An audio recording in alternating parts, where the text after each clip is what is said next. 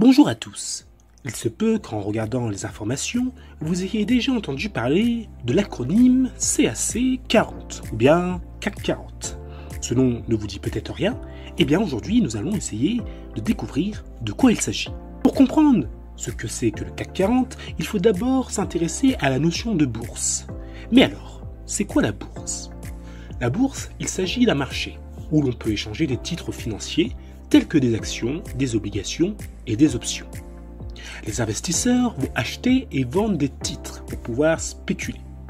La spéculation va consister à acheter ou vendre des actifs financiers pour pouvoir gagner de l'argent en pariant sur leurs futures variations de prix.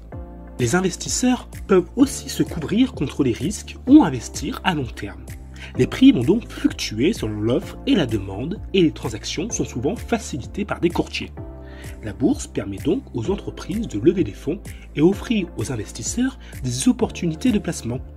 Les indices boursiers comme le Dow Jones ou le S&P 500 et le CAC 40 permettent de mesurer la santé économique et la performance des marchés financiers. Mais alors, qu'est-ce que le CAC 40 ? Le CAC 40, il s'agit d'un acronyme pour cotisation assistée en continu. Et celui-ci, c'est le principal indice boursier de référence en France. Le CAC 40, c'est comme une liste des 40 plus grandes entreprises de France.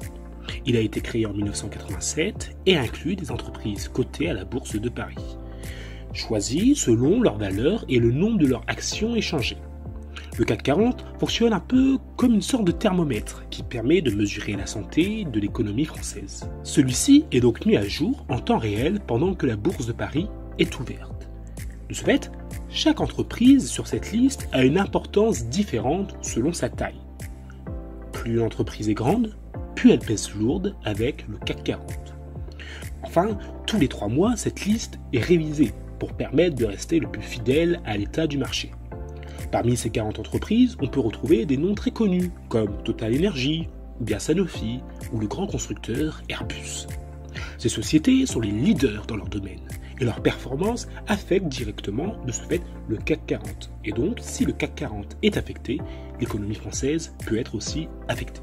Cet indice boursier est donc très important pour plusieurs raisons.